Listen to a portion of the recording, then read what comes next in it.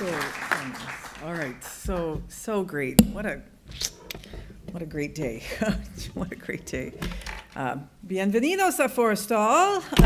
Welcome, everybody. It really is great that the Department of Energy is a proud co-sponsor of this summit and that we're hosting it in the DOE building for the first time. It's an honor.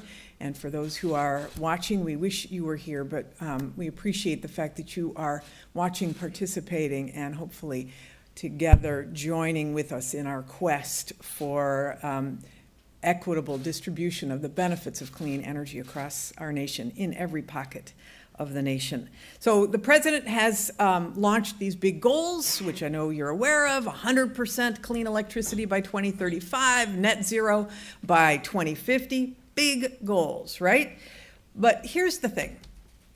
If after we hit those goals, we reach these goals, and there are families that are still negatively impacted by nearby power plants, if we reach these goals and communities are left out of the jobs and the economic opportunities, or if our clean energy future has the same inequities as our fossil energy present or past, then we will have failed.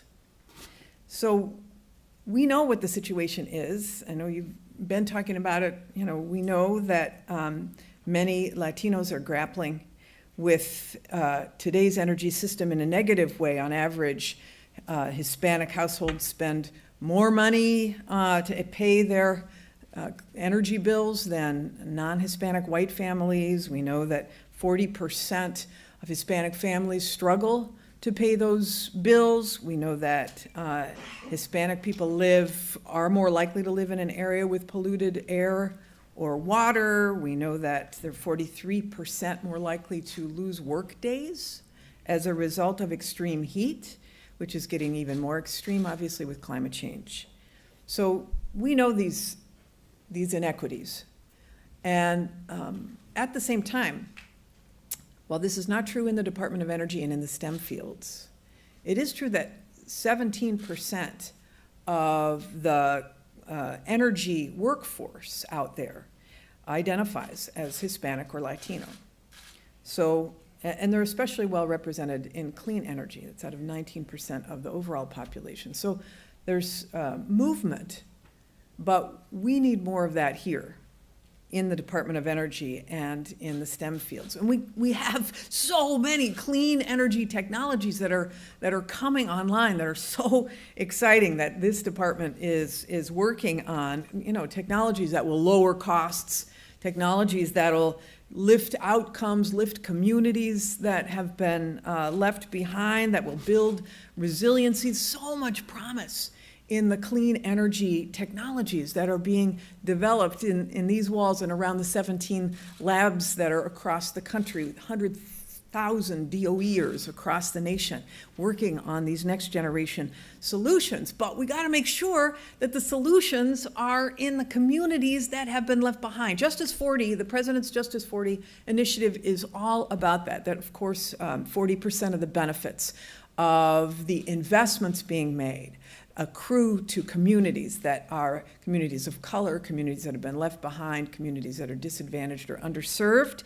And, you know, now, thanks to Senator Padilla and our friends in Congress and President Biden's leadership and many of you who have been advocating for this, we do have this suite of energy laws that have been talked about. But it is magnificent to be here working in energy at this moment with these tools.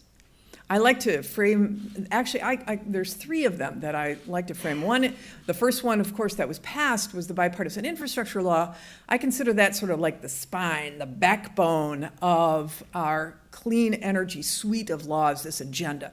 The backbone because it invests in infrastructure, and it invests in, for example, the grid. It invests in the technologies that are going to get us to that 100% clean electricity goal by 2035. Maybe it's storage, maybe it's clean hydrogen, but it gives us the tools to be able to invest in those technologies. $62 billion coming through the Department of Energy.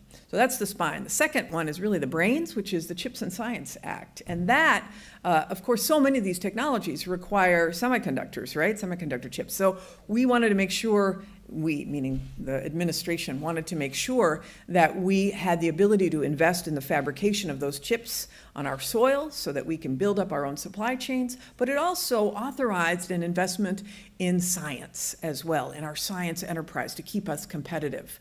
Now we have to get that funded fully, but nonetheless the authorization is there and the intent is there and we're driving in that direction. So that's the second one, the spine, the brains, and then the IRA, the Inflation Reduction Act, really is the lungs that breathes life into all of these clean energy technologies that we're going to deploy. And if you provide enough tax credits for the deployment of renewable energy, for example, 30% tax credits for 10 years, tax credits to manufacture here, tax credits to deploy here, tax credits for the people who are installing those clean energy technologies.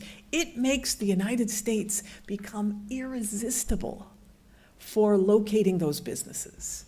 So it's an exciting moment in this energy industry. And together, we're going to remake America's energy landscape, and we're going to do it with and for Hispanic communities. And when you think about the benefits, really, the benefits for individual households to lower their energy burden. So being able to install heat pumps and weatherization and solar panels, reducing people's energy burden, huge benefit to put money into people's pockets. Then the job side, making good paying jobs and apprenticeships available to communities that have not had these clean energy opportunities inside of their boundaries. That is a huge opportunity for communities that have been left behind, in particular Hispanic communities. And then, of course, the funding opportunities that can propel Hispanic businesses to be able to take advantage of these funding opportunity announcements that we are in the process of lobbying. And we want to make sure that people understand how to access those opportunities and the partnerships that are out there. The potential is enormous, but if people don't have access and they don't know how to get to it, and often between the laboratories and the process associated with participating in a funding opportunity announcement, it's complicated. And sometimes that complication turns people off or makes it inaccessible. So we need to uncomplicate it, if you will, figure out the right verb, but we need to make it less complex. And we need to get the word out about the availability of these opportunities. But all of this starts, to Senator Padilla's point, about broadening our talent pool, to getting a deep and wide bench. We at DOE have invested $100 million over the past 2 years in research funding to Hispanic serving institutions, which is great. If you're an educator out there, you can reach out to learn more about these programs. If you're a student, check out the internship opportunities at the national labs. All of them have internship opportunities, and the labs are the best way to get hands-on experience for budding scientists and researchers. And next, we have to make sure that once they graduate, there are great paying jobs for them to take on. So I just want to say right here, we are hiring at the Department of Energy. We want to see more Hispanic members, community members in our ranks. We need people. Please tell your friends, tell people they can go. I'm going to give you the website. It's energy.gov/clean energy core. Energy.gov/clean energy core. We want help in directing folks to apply. And of course, then the Bipartisan Infrastructure Law and the Inflation Reduction Act are going to create millions of jobs. I don't know if any of you saw, but last week there was a study out just counting how many jobs were created in this clean energy space since the Inflation Reduction Act was passed. 100,000 jobs already created. The projections are that it's going to be, once everything is in full gear, 1 million jobs per year in this space. And you don't even need to be a college graduate to take on those jobs. 75% of the jobs created are jobs that don't require a college or professional degree. Workers can enter these fields through certificate programs, through apprenticeships. Apprenticeships are incentivized in these bills, so people can earn while they learn on the job, which is where most people learn best. So very exciting. And those jobs are required to pay good wages and have good benefits. So all of that is a huge opportunity. And while we're growing these jobs, and we want them to happen in places that have been underserved, we also want to make sure we're investing in Hispanic-owned businesses to be able to take advantage, especially the ones that are already in the field, and again, making sure people know how to access the funding opportunities or the matching opportunities to partner with those. If people have missed a deadline, et cetera, there are folks out there looking for partners right now, and we want to make sure that that is high on the list of the partnership that we have with Hispanics in Energy, is to get this word out for Hispanic business opportunities. I will say that some of the best opportunities for funding for Hispanic businesses come through our Office of Clean Energy Demonstrations.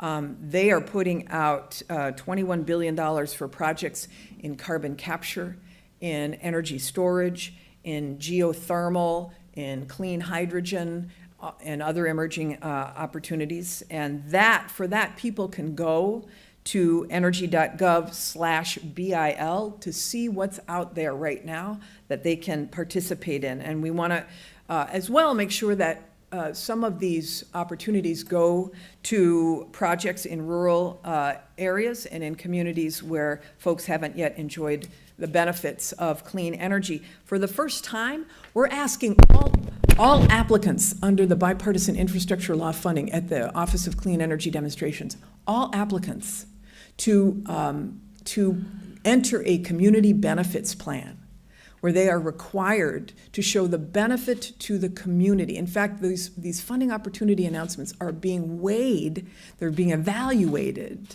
based upon the community benefits plan.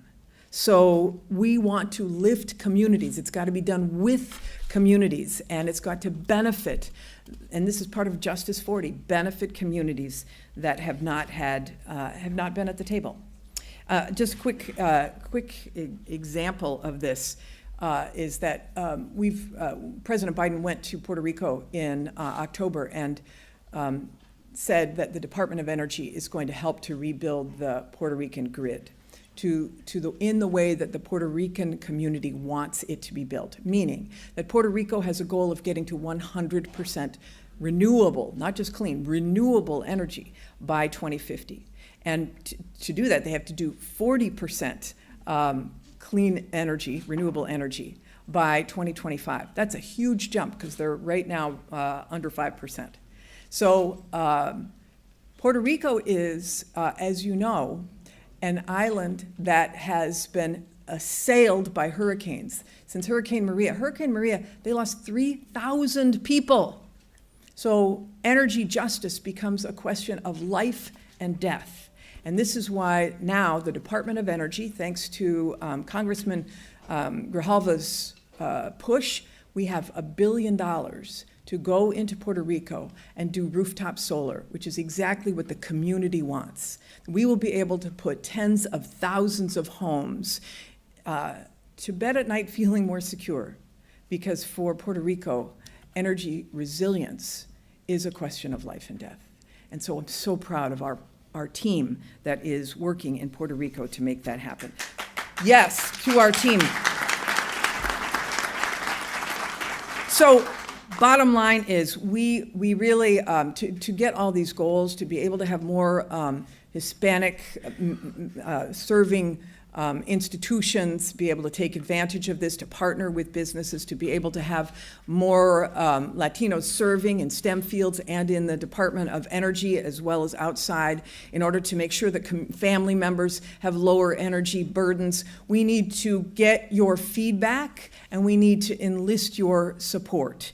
And I know that our Office of Economic Impact and Diversity, led by the great Shalonda Baker, and our Office of Small and Disadvantaged Business Utilization, led by Ron Pierce, they're both eager to hear your ideas and connect folks with our program offices. We want feedback. We are in the business of continuous improvement, and we cannot craft these programs without hearing from those who are at the table, who we want to be at the table, and we are expressly inviting to be at the table. So we're so grateful for your leadership, and we are grateful for the partnership. So let's build that clean energy future together. Thank you all so much.